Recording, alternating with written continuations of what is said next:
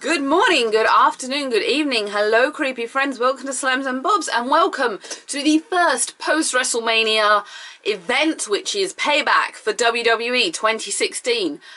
Have you seen the reports, by the way? Apparently NXT has now become NXTNA. Christ knows what's going on there, because I don't know.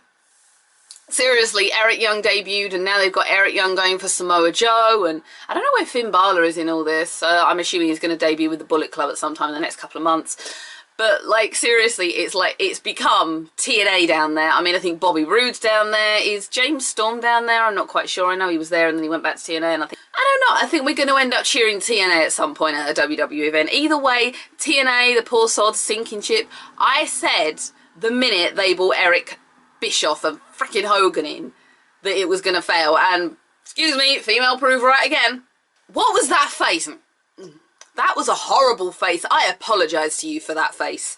I regret that face. So WrestleMania was kind of good, but also kind of not good, and it also kind of afterwards made the Shane and Undertaker match completely pointless, because Shane has been running Raw for a while and it just seems like, why did they bother having that cracking match? And I mean, alright, it was a bit slime places until Shane jumped off the cell, and a couple of legends have said that they thought it was stupid, but hey, the fans liked it, so screw that. I liked it because bearing in mind that the show overran, they were trying to kill the British crowd off, and the show overran by like an hour almost. So I'm sitting there 4:30 in the morning, and it's like they were trying to off the British crowd, I think. I mean, seriously. 10 o'clock in the evening, that started, right? British time, and ended at 4:45 in the morning the next day. So 10, 11, 12, 1, 2, 3, 4, 7 hours almost worth of WWE programming. That's knackering. That's my whole shift at work.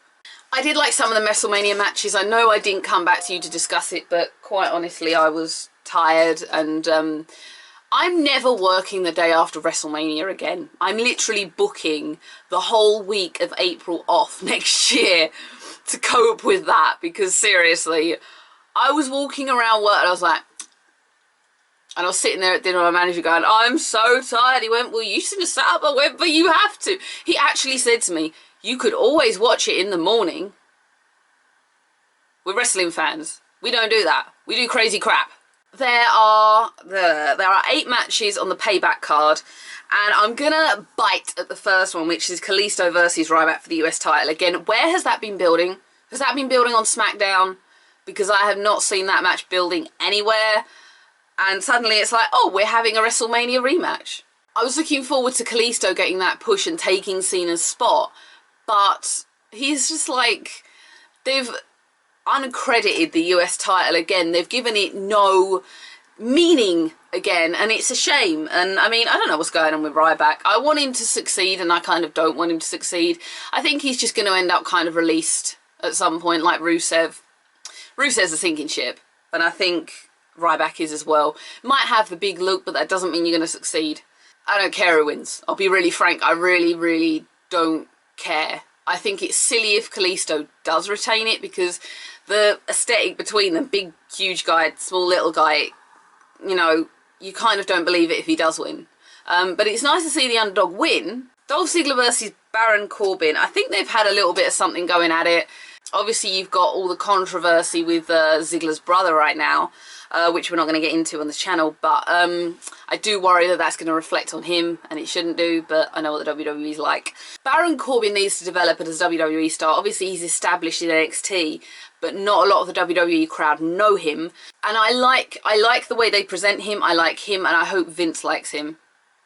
I think if Baron Corbin went over, it wouldn't be a bad thing, because he's trying to establish himself as being a completely badass, silent character, a bit like Sting was, really. Sting didn't talk really when he first debuted as like the Crow Sting, the black and white Sting that we all now know and love. So yeah, and Kane didn't speak for a long time until he got the robot voice. That robot voice was fun. He hated that, but I still think it's cool. Sami Zayn versus Kevin Owens, it's like a repeat of the indie circuit, isn't it? I think every indie fan who's ever seen these two is just like drooling for this match. I think I saw him as Steen. I don't remember seeing Zayn. I'm sure I've seen Steen once before he went over to WWE. I'm sure I have. And I've seen him live. I know he's awesome. I love the fact that he's, I don't want to call him a super heavyweight, but he's not the built guy. He's a big guy, and I like that. I think I want these two to have a stellar match. I want them to have an indie revival match that's just making fans sit there with bog eyes. That's what I want. I don't mind who wins. I know that they've been going at it in NXT, but I just want them to just beat the living crap out of each other. I want them to raise the roof, please the fans, and I could not want any more than that. In that kind of match, all I'm hoping for is a show. It kind of, who wins is irrelevant in my mind, and I think a few of you will know where I'm coming from when I say that. We have The Miz versus Cesaro for the IC title. A few people have complained about The Miz having the title. I don't get what they did there. Like, Zack Ryder is still owed a rematch. And then suddenly Cesaro's back and it's like, oh, we're going to kick Zack Ryder out of the title picture. I don't get it. I don't get how they can give Zack Ryder this big moment at WrestleMania and then the next night he loses the title and, oh, you're going to fade into obscurity again. What the hell is that all about? Anybody? Somebody? Explain, please? Because I don't get it. I really don't get it. I have no clue what's going on there. I don't mind Maryse returning to WWE as long as she don't set foot in a ring. That's my only vice. She tries to set foot in a ring again, Nixie get mad. Because Nixie see that as diva, and Nixie no want divas back. Nixie want wrestlers in the ring. Boys, you think Maryse is hot. Okay, fine, whatever. I don't. I never liked the fact that she would come out with no lips. Because basically where she has so much fake tan, she would wear a nude lip colour and her lip... It always looked like this to me.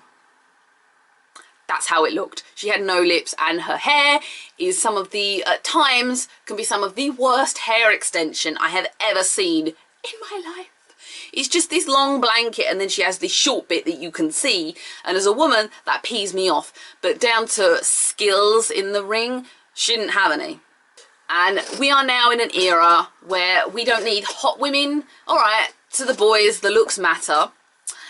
But I want wrestlers. I don't want divas. I don't want stupid models. And Maryse is a model who tried to wrestle and was very bad at it. Therefore, I don't want you stepping in a ring. As long as you don't step in a ring, me and you, we can coincide. Step in a ring. Cesaro seems to have this whole Jason Statham Bond thing going on, and I don't know what's going on there. He comes on stage and rips off his outfit like he's a stripper, and why the earpiece? I don't get that. It's like he's being Joey Mercury from like J&J Security, you know. I'd like to see Cesaro come back and have a big win. Obviously, he's been out with injury, so it'd be cool for him to come back and win. And also, the crowd adores Cesaro, so I think that will be a crowd pleaser for them. But whether Maryse is going to be integral in winning, I don't know. Also, while we're talking about Maryse, we're on PG programming, yet she keeps coming out to the ring in lingerie and a coat. I don't get that. You're supposed to be PG. Seriously, guys, come on. Sort your outfits out. I don't mind The Miz as a heel champion, but I don't... The crowd doesn't like him. I'm just going to say with The Miz... When it come down to him and Morrison in like Eminem, I think it was another version of Eminem, I always said he was going to be Marty Jannetty, and the fact that the guy proved me wrong and actually came into his own and did better than John Morrison, I give him a little credit for that. That is all he gets though. We also have Dean Ambrose versus Chris Jericho. This has been really well built. Shane's been quite integral in this match, quite funny playing with saying, oh, we're going to cancel the highlight reel, but we're going to have the Ambrose Asylum, which we all love the Ambrose Asylum. There was a great meme going on Facebook where Roman had the title, Seth had the title, and Dean Ambrose goes, I've got a plant. I think you have to see it to find the funny side of it. I found it funny, but I have a stupid sense of humour at times. Dean Ambrose is gold. And I want him to hold the title at some point, but I don't think at times WWE realise quite how special he is. He is something that you don't see very often. He's got so much talent, not only in his ability, but also in the way that he uses his face, the way that he talks, the way that he presents himself. And that's a rare thing to find. I mean, Rollins has presence. I love Rollins, he's a great heel, but he still doesn't have quite the spark that Ambrose has to me. And I think him and Jericho, Ambrose and Jericho, certainly do rebound off each other. I want them to have an entertaining match. I do get bored of Jericho coming out and going, I'm the best in the world at what I do. It kind of bores me after a while. There's only so much of that line I can listen to before I sit there and go, oh, Jericho, change the record. And it's not so much that he's being a good heel, he is being a good heel, but it just bores me. I get tired of hearing the line, like, choose something else. I kind of like to see Ambrose go over, but I can see Jericho going over and kicking his ass. I really can. As long as they don't have a repeat of WrestleMania, because seriously, Ambrose versus Lesnar was the most disappointing match on that card, and they've been so quick to move away from it because we all knew that you can tell that they knew they'd failed that match. And I don't think it was Ambrose's fault. I think it was in the way that the match was arranged. They, in that street fight at Mania, like, they didn't leave the ring. They stayed in the ring. They barely used any weapons. A street fight to me was them going all around the arena, outside of the arena, and killing stuff. And they did none of it. They just let Brock Lesnar dominate, which I don't get. Well, no, let me re-explain that. I do get it because he's seen as being the beast incarnate, but, like, at least give Dean Ambrose a chance. Like, he went and collected that whole truck full of toys the day before, and, like, the Raw before, rather, and did nothing with it. He didn't even bring it down to the ring, which I was expecting him to, so. On the card is also Enzo and Big Cass versus the Vaudevillains. The Vaudevillains, apparently Vince doesn't like them. Basically, he doesn't like them because they've got character. I do agree with people who are saying that the Vaudevillains should have stayed in NXT a bit longer. I do agree with that. So again, this is like just bringing NXT to the main roster. The crowd already loves Enzo Amore and Big Cass. More so Enzo Amore, I think, because he's just so energetic and so charismatic, and that hair is really weird. Really, really weird. I don't mind the fact that they haven't got Carmella with them, quite frankly. She probably wasn't ready to come out on the main card anyway, so her presence not being there not bothers me. The Vaudevillains, I love their old-fashioned 1920s carny fairground gimmick. I love the guy with the tash. He's really gone on. Is that Aiden English? I kind of forget who's who with those two.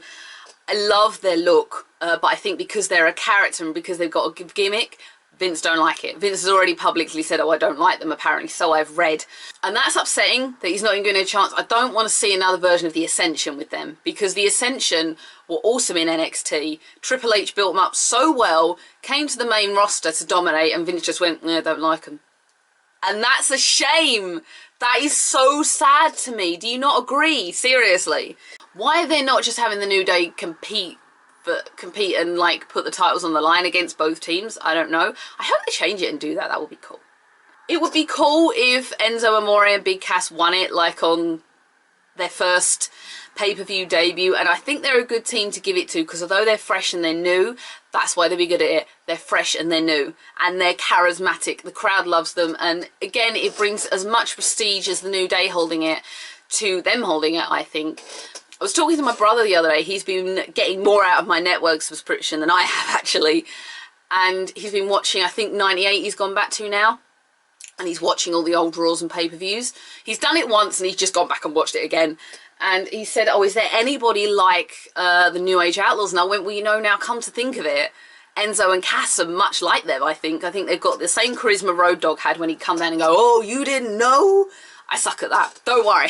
Which I think we haven't seen in a while with the tag team. The Usos were good and the crowd likes them, but we haven't had anyone like these two. It's one of the matches I'm looking forward to, but Charlotte with Rick versus Natalya with Brett. A lot of people are looking forward to seeing Brett, as much as Brett himself has put a dampener on it by saying he doesn't really want to appear. You're there for Natalya, Brett. It doesn't matter, you know, you've agreed to do it. You didn't have to agree to do it, to be fair. You could have just said, no, I don't think so, but you agreed to do it. Okay, I know what you're going through. I know you've had your cancer scare. I know you're recovering, but you didn't have to do it. And you didn't have to put a dampener on it for fans. I'm not attacking you, love. I think you're great. But, you know, you're there for her. And that's how you got to look at it. You are there for her. It doesn't matter how you feel. You're there for her. And the crowd want to see you. So think of them and think of her and put them before not wanting to be there first. Because sometimes wrestlers don't want to do shows, but they go out for the crowd. That's how you got to be, love.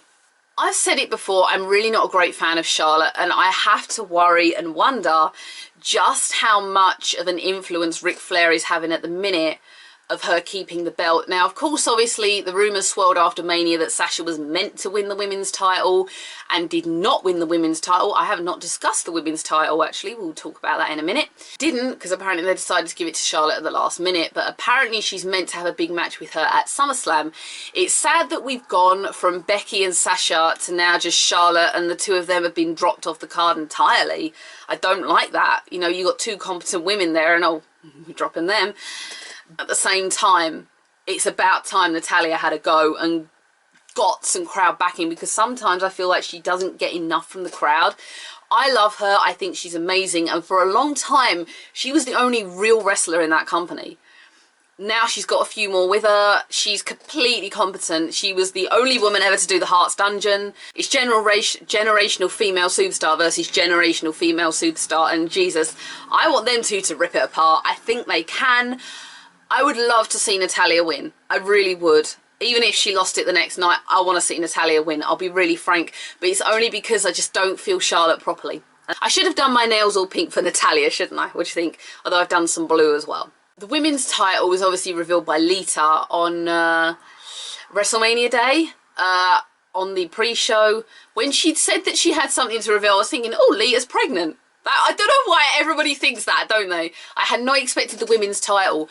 I looked at it at first and went, but then you think about what they've done with it. They have made it exactly like the WWE main title, which brings even more meaning to it, which is fabulous. I'm so happy about that. It really makes it more worthwhile. And this is, again, why I'm going to say to you guys, we do not need certain women in that company anymore. There's some divas left that need to go. And, you know, we've now got wrestlers in that company. And I had this conversation on Twitter yesterday where I was commenting on someone's post, and they'd said, you know, I've got to give Eva Marie credit for being less crap. Yeah, but while she's there being less crap, there's a lot of other women out there who aren't crap at all, who could be in the company tearing it up. She is taking the spot undeservingly of someone who actually deserves and wants to be there. And I will never stop fighting her place in that company. I don't care if I'm a one-woman army.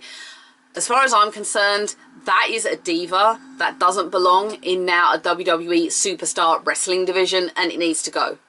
I will never change my opinion of that. And it's no jealousy. I hate the word jealous, and I'll tell you why. When I was in school and I was being picked on, I would constantly be told, oh, the bullies are jealous. They're just jealous. No, they're not. They're not. They just pick on the weak. And one day I will do a big video on bullying in schools and bullying in general, because it pees me off. I'm not jealous of Eva Marie. She's fake. She's full of fakery. And in case you haven't watched the channel and you're a woman, I like natural beauty. I'm not into fake beauty. And there's no place for someone who doesn't even like wrestling to be in that company. Sorry, you don't like The Miz, you don't like Roman Reigns, you shouldn't be liking her. Last match we obviously have is Roman Reigns versus AJ Styles. Now, do I think the Bullet Club are going to debut on Sunday? No, it's too early. I think AJ's going to lose, be in the title picture next month, and then I think they're going to debut. Cena is obviously returning at the end of May. Also, there's a rumour that he's going to be against Roman Reigns at SummerSlam for the title. No one's going to want to see that match, apart from the kids. The adults don't want to see it. I still haven't got a problem with Roman Reigns yet. Thanks for that, guys. Be a bit outside the house. Of course I want to see AJ Styles win. I won't deny it. But is he going to win? No. Roman's going to retain. The crowd's going to boo. No one's going to go home happy, and the IWC are going to moan like crap the next day. But hey-ho, eventually he'll win. I'm just happy he's actually being put in the title picture. Looking at Vince's aesthetic of a male wrestler, he likes big guys. AJ's quite small, and I genuinely thought Vince was going to bury him, so the fact that he's there at all, wow, I love it. That is WWE Payback. Everybody says the card is strong. I certainly hope so. I just hope I get through the first hour, because I'm going to a sample sale tomorrow, and I've got to be up at 5:30 to leave at 6:30 to get there for 7:30. And I'm going to be knackered. So I'm messing up my normally trained sleep pattern for pay-per-views to do this, and I'm going to be terrible on Sunday night. I don't know how I'm going to last. I may even consider Pro Plus for the first time ever. Or those, we do dextrose energy tablets at work. I may actually buy some of those. As always, our BWR chat room will be open if you would like to come in and chat to the pay-per-view whilst it's on, or take the mickey out of me being asleep. I will link it down here. And Twitter, Instagram, I always tend to comment on Twitter now when pay-per-views are going on, so do come and join Twitter if you'd like. Instagram, I ignore Instagram chronically. Very sorry about that. I will see everyone for the pay-per-view that wants to be there. If not, enjoy the show, and I will see you next month for the next show. Bye, everyone.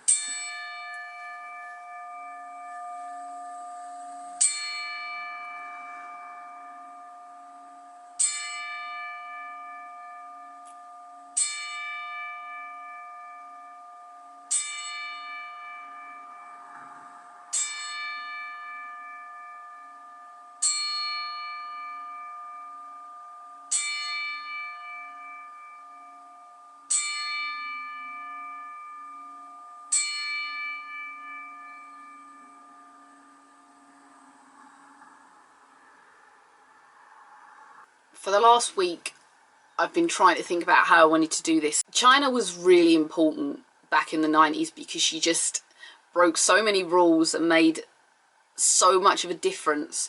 I mean, she proved that you didn't have to be this diva. You could be this strong built woman like the men and succeed in the men's division where no woman has ever stepped before. You could be something else. You didn't have to be what a lot of the women were. I mean, her, Luna Vachon, Nicole Bass, rather, sorry about that, I said Nikki, they just proved that you didn't have to do that. I mean, she's inspired the likes of Beth Phoenix, for example, I think. It breaks my heart that she's gone, and I think when I read last week that she left us, a piece of me just fell away.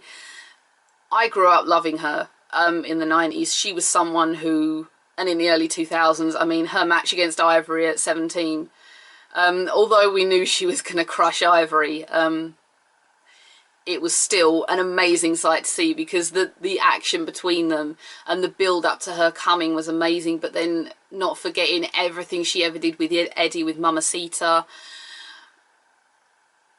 everything she did with Jericho, fighting for the IC title. It was all amazing. She stood her own, she stood her ground, and she changed women's wrestling back then. And I am so damn sad that she's been taken so early before she even got the chance to have her own Hall of Fame speech. And I'm still kind of a loss for words for it. I mean, I'm glad the WWE acknowledged it. I don't want to leave any bad feeling on the end of this. This was my own little personal tribute. They've acknowledged it. I'll be honest, I did get a little bit emotional watching the tribute video on Monday night. It did tug at my heartstrings a little bit, and I was left in a few tears. I'm not going to question it right now. There's a lot of stuff I would like to say with regards to the WWE for that right now, but it's not the right time. Just to Chyna, wherever she is, in heaven with Eddie, welcome to heaven, Mamacita. Rest in peace, love. You were amazing. I know you had your troubles, but I'm going to miss you. Night, Chyna.